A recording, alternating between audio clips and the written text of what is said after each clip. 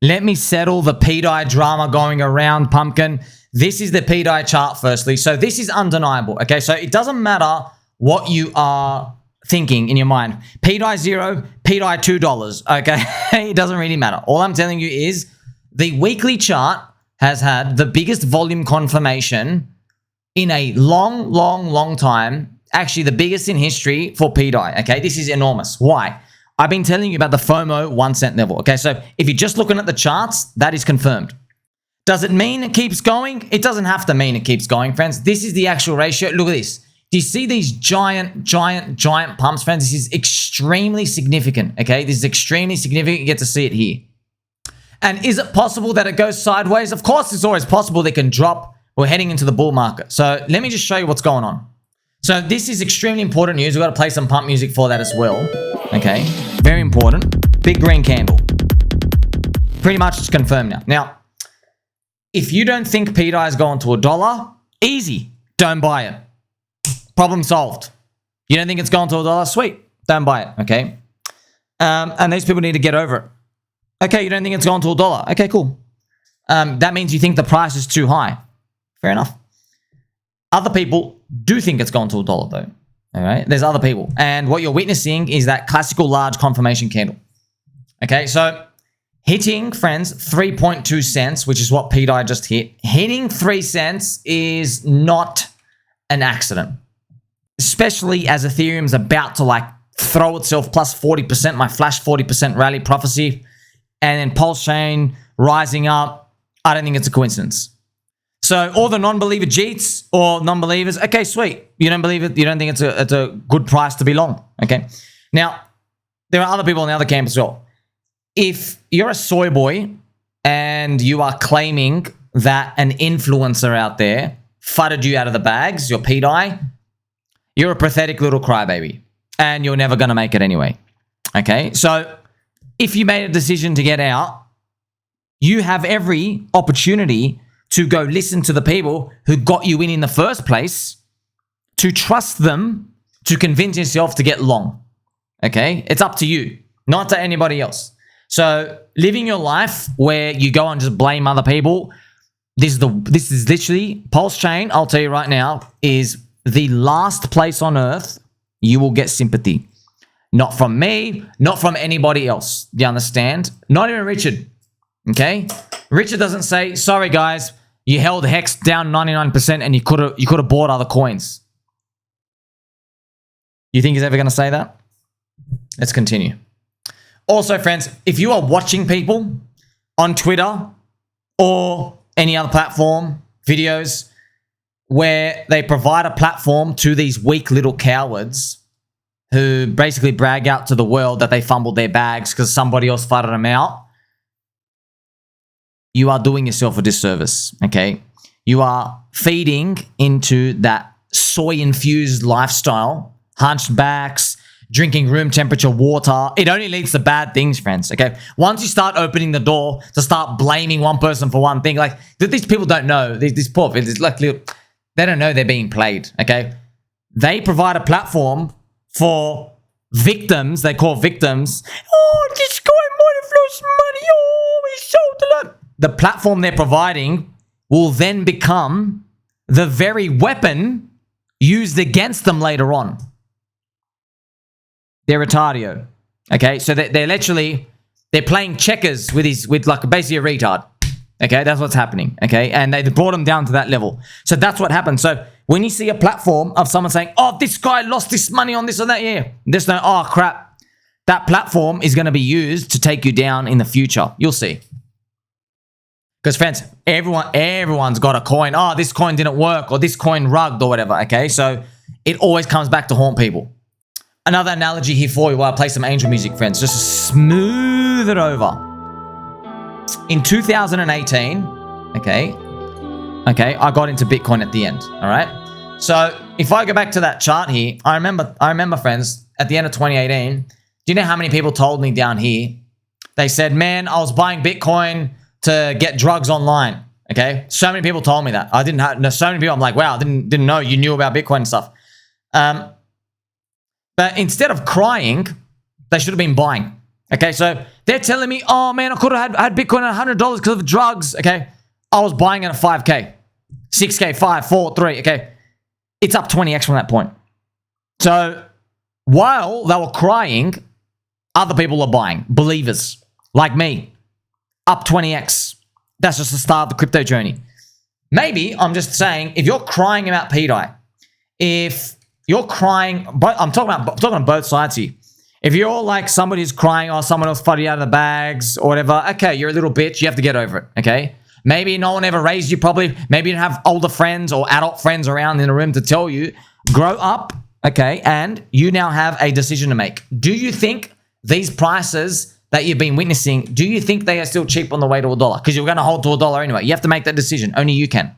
And also, everybody getting upset that people think that the price is still cheap. Why are you letting yourself get upset? You're making things like, you're making me more bullish because this I'm trying to help everyone, okay? Just trying to help understand what's going on. This is bullish signal stuff, friends. As I mentioned, just imagine as well, let's do this theoretical. Richard Hart comes on stream, starts crying, and he says, oh, the SEC made my coins go down 50%. Oh, what would you think about that? Loser. Exactly. So when you see people whinging about this stuff, that's what everyone else is really thinking. They think coward, loser, weak. What about the platform? What about the people giving these people a platform as well? I don't know what's more pathetic, the people crying or the people giving them a platform, okay? So I want you have to rise above this stuff. We're navigating the market field here, okay? I'm here, I'm interjecting here to help you because, friends, I can just shut my mouth. I'll just let it play out. I know I've already run. I already know I've seen this game before. I know how it plays out, okay? 99% of people are missing out. You're not gonna miss out, though. You know what to do. So it's very important, right? You can't waste opportunity in crypto cycle. I'm here telling you, everyone's like, is it left or is it right or is it up, is it down? It doesn't matter, bro. It's first cycle unicorn stuff. This is what I call pure effing magic. So, next part. The MakerDAO proposal is on December the 6th. December the 6th. Yes, it's not the end of stuff, but there is a chance Richard likes what the community is proposing and he accepts on chain, and it should, we don't know, market should price go, oh crap, whoever's behind all this controller, we're on the right path. He's acting now, okay? And it might price itself a bit higher again. Maybe we see pDAI 4 or 5 cents, okay? And then the next step, they have to do the executive vote to do origin address stuff. But as each step happens along the way, the price goes up more. Otherwise, if he wants to reject it, if he wants us to do nothing, maybe the price goes down. That's right, friends. There's no free lunch here. Do you understand? It's just you're trying to see the pattern. Okay, there's 11 things that have happened. It all started with the very firstly, all of Richard Hart saying, I'm going to make a stable coin. He said that 10 times. Then the very first logo on PulseX was the pDAI logo. Okay, so there's now been 11 things. I made so many videos. There's been 11 things in a row. Do you think 11 is going to stop at 11? If you think it's going to stop at 11, sell now and leave, okay? If you think 11 is going to become 12, 13, 14, 15, 16, 17, like I do, okay, still long and strong. I also believe, as each proposal, friends, happens, there will be more FOMO. So we'll see more of this pricing up as well. Also, just to let you know, friends, Richard Hart, very smart man. Friends, if you're all the non-believers, you all want to sell at $1. Okay, I think Richard, instead of trying to peg it to $1 fast, I think what he'll do is, personally, it's just me, friends, because it makes sense for him to do it. This is what Richard does. He'll let you out at 10 cents. He'll let you out at 2 cents. He'll let you out at 20 and 30 and 40 and 50. He'll let all the non-believers out before he pegs. That's what I think, okay? I think that's what happened because you got to get the non-believers out. Also, if you're one of the copers on the sidelines, just letting you know, I've already predicted your narratives right now. Just to let you know, friends, look, it's okay. We all got copes sometimes. I'm just trying to help you, okay? Opportunity is what I do here. I already predicted as pDAI's price goes up, 3 cents, 5 cents, 10 cents, where we are now, the narrative will no longer be, is Richard involved? The narrative now shifts. There's too much evidence now. Now the narrative will be, it's not a good bet anymore. Because at 10 cents, it's only a 10x to $1. And people are already saying, oh, you can get 100x in Hex and Pulse and PulseX. So here's the thing, man. It's just been happening. It's just every step has been happening. Tick, tick, tick, tick, tick. By the way, what else I tell you? If Eric Wall starts doing the pDAI FUD, you go all in. What happens 6 hours later? Eric Wall starts doing the pDAI FUD. Shout out to my friend, Mr. J. Plush. Anyone know an answer to this? Hello, Somi. If Richard Hart doesn't do anything, let's check it out. If Richard Hart doesn't do anything at all by December the 6th, what happens? Does inaction count as a rejection of the proposal? Okay, so as I've written here, friends, shout out to Mr. Pulse Optimism. The proposal's open-ended. He could ignore it. Yes, he could ignore it, but I've also shown you as well, friends. So it's logically consistent with Richard to accept this community proposal stuff. Why? It's because he specifically said in his tweets, you ask for it. You do the work, okay? The community wants it. The market has chosen. The community wants it. So he's got all the tokens, friends. He could literally just go do the vote himself. He doesn't need anybody. Okay, he could do it. It just makes sense for him. Like, this is how it dresses up. Because one day he writes it in history. He goes, the people gathered together on chain, and the people decided they want to use these tokens to make a stablecoin, decentralized. Okay, so, and then he goes, yes, I accept. I'm a big whale, and I'm on your side. It feels like that if you're making a movie, it's like everybody coming together. But once again, like we're trying to make sense of this world, friends, and everybody pretends like they have the answer. And I'm the only one saying, we don't have all the answers. It's a good bet because more answers get revealed later. By the way, that's literally my thing. Okay, friends, I literally, on the T, repeat that again, okay? I am the only guy saying, we don't have all the answers. It's still a good bet. From literally January when I was long, okay? And making videos and posts, okay? You don't have all the answers, and it's still a good bet, okay? So many people believe you do have all the answers right now. They say, no, we have all the answers. It can all happen right now, right now, right now. It's going to go, okay, whatever, man. It doesn't really matter. Okay, if you want to pay me in 15 hours instead of 15 months, pay me in 15 hours, bro. I'm sure you wouldn't mind that either. Now, friends, I have this post here, which I posted in my Telegram. I'm going to explain what's happening because I have to write it out. Because what I'll do, I'll write my tweets out, friends, if I'm like, hanging a pooper or something, so I can I'll make a video about it later. So a lot of people want to know, okay, why is there actual controversy right now? Friends, the controversy is, once again, my interpretation. I'm a peanut brain retard. I could be wrong, okay? My interpretation of what's happening is Richard has a plan. He hasn't told you all of it yet. He has done 11 steps right now. There are going to be more steps, and it will show you the plan, okay? And it will bridge more people in, and liquidity will bond, and then it will look like magic, but really it's everything coming together. That's my speculation. That's why I believe pDAI is closer to 2 cents than like 80 cents, for example, okay? Now, to understand what's going on, friends, there is a picture here, okay? You got to understand. Look, I'll show you this pic right here, okay? So, friends, this is MakerDAO. Okay, this is the MakerDAO logo on Ethereum. MakerDAO, that is obviously where it started on ETH. Now, what I'm going to show you is why you're going to see there's a difference between eDAI and pDAI, and why it's never been done before, and why if this works, it's first cycle unicorn and everyone deserves all the riches, and why it's worth being long to me. Okay, you can sell it if you want. Now, friends, DAI is made, okay, when you have collateral put into a vault. Yes. All right. So another way to say this is a beautiful expression. Okay. So the supply creation of DAI, it's dependent upon the demand for the collateral. Okay. So Ethereum used to be 30 cents and then it grew big, friends. Yes, it grew big.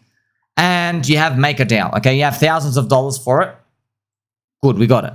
So you understand, right? If you put $100 of Ethereum, which has real world, like all the demand, it was a natural organic chart for ETH, right?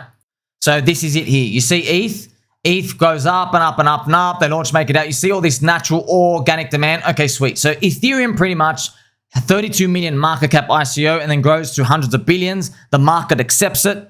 Okay, next step.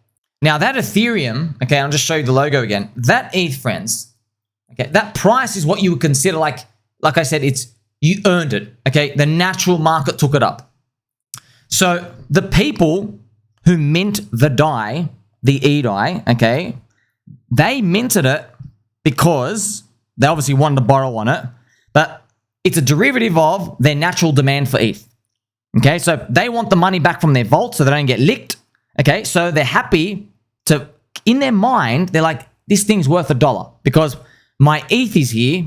Again, I saw the journeys of here, the market earned its fair value, and this DAI is worth $1 to me. So it's still faith, but it's worth $1. And then you have, friends, because they think it's worth $1, okay, the market makers or the liquidity pools, you're not going to have people selling DAI for like 60 cents, 30 cents. Why? Because the only way the DAI was made in existence is because it came from ETH. People had to own the ETH first. Now, there's a bit of a difference. With pDAI, okay, we have 22.5 billion of it, okay? There's 22.5 billion. There's nothing in the collateral vaults, you see? So with Ethereum, you had that natural demand to put it in there. But with pDAI, it's different. If there's 22.5 billion pDAI, you don't have today a natural 50 billion. That's how much you need to over collateralize it. A natural $50 billion for the coins. All right. Instead, what you have is, okay, this is Hex, Pulse, and PulseX, friends. Instead, what you have is you have the origin address that owned all the coins. Okay. Basically, friends, what you're saying is with Ethereum, you're saying most of the money got to that market cap by natural buyers and sellers along the way. Okay.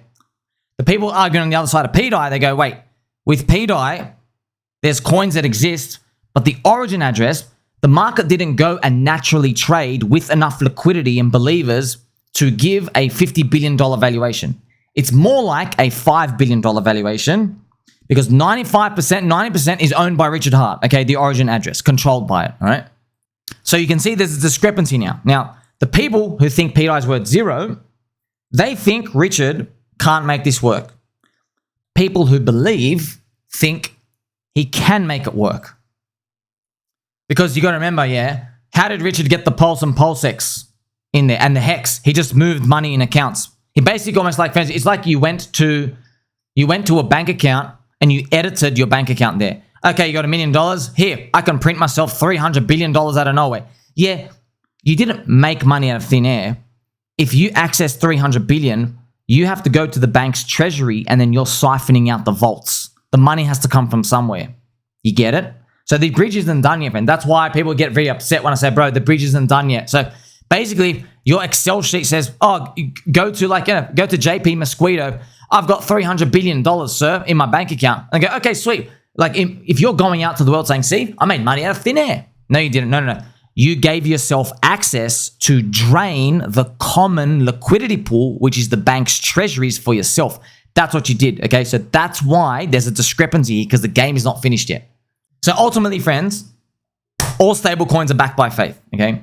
And that's why Richard Hart is letting faithful believers get into this, yes? He's letting faithful believers get into this. Do you remember we spoke about natural market demand and all these? I'm just using that term out here because this is starting from zero and the supply is minted already. With eDAI, there was no eDAI out there to buy. The only way for you to buy it is someone had to believe in ETH, own it already, it goes all the way, they make the protocol, and then you put the ETH in, eDAI gets minted, okay? No one's selling you an eDAI for 1/10,000th of a penny, okay? Like they did with pDAI with all these supply out, or any forks of it either. But that's why, friends, it's first cycle Hex all over again, because in Hex's run up, did you know everyone was saying Hex can't go up because there's too much market cap? All right. So what I'm telling you now is not financial advice. People who are on the hater side are saying pDAI can't go up because its market cap is too big. That's what they're saying. And I'm saying all in. You're literally telling me the exact same thing as 4 years ago, bro. You're literally saying Hex can't go up because of its market cap. Because the origin address owned all the coins. And now, I'm like, oh my gosh, it's happening all over again. Oh, you're never going to get this ever again, by the way, because the founder kept his mouth shut. Because he only gave you hints. Okay, you're never going to get this again. Also, got to remind you something, friends. If a stablecoin's price drops, a lot of people just say, don't worry, there's incentives. We'll give you more yield to buy it. You need faith, dude. Okay, friends, ask the Turkish lira government how their 38% APY is working for their currency. It's still going down to the pooper. Look at this chart here. Going down forever. Whee! There you go. Down and down and down and down. See, they got very high yield. You see that? So how come it never went back to parity up here? It never went back up to parity. You see, because they keep hyperinflating, yes? But you see, that's why people who don't understand this, they're still going to get fudded out because they're saying, oh, it can never work. It can never work. We'll see. So effectively, friends, I've just given this example. For example, we could have, so if the origin address is there and the origin address has the money, you could have $1 billion of a bid at 90 cents. Okay, you can for pDAI. So we have the pDAI.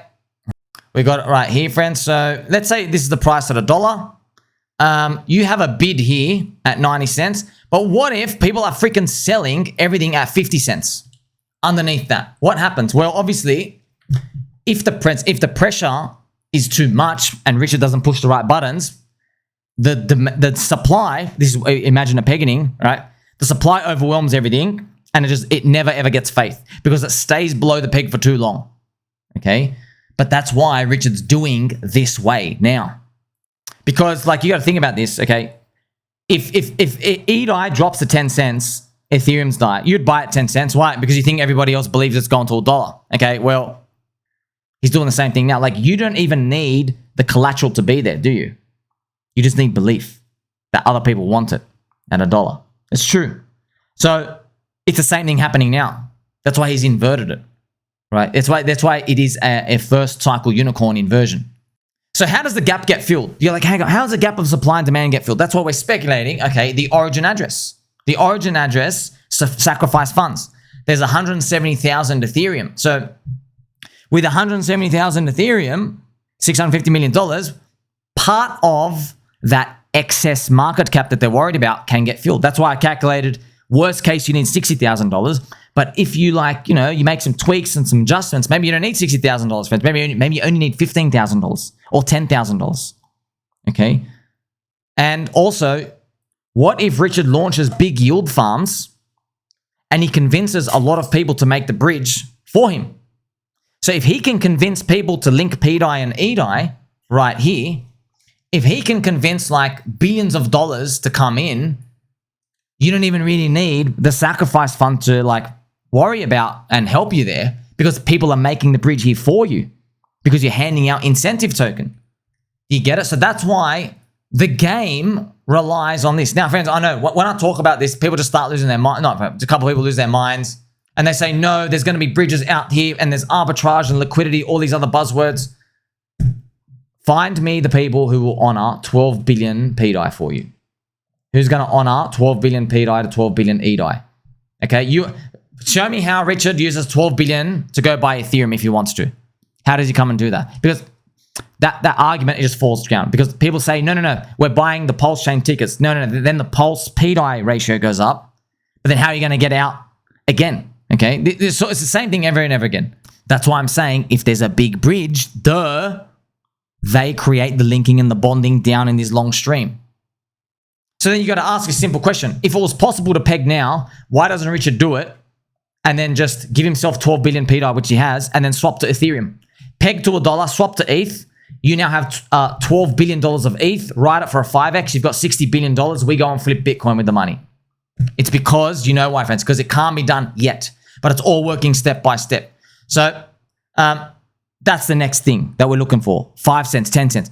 More actions by the origin address, okay? More revealings of the game and the buttons and the whistles and the liquidity bonding and the bridging, okay? So until then, that's all we do now. Until then, we simply wait. More origin address actions, more of everything appearing. As the market discovers more information, it'll start to price itself in, okay? So I don't have all the answers. No one has all the answers. I'll tell you right now, it looks like the answers are getting revealed each day, each week, each month, more and more actions. And I think by the end, friends, when we start to see all these big farms, all this other stuff happening, it'll be very obvious what's occurring to everybody else out there. Make sure you like, subscribe, bell button, or catch you soon.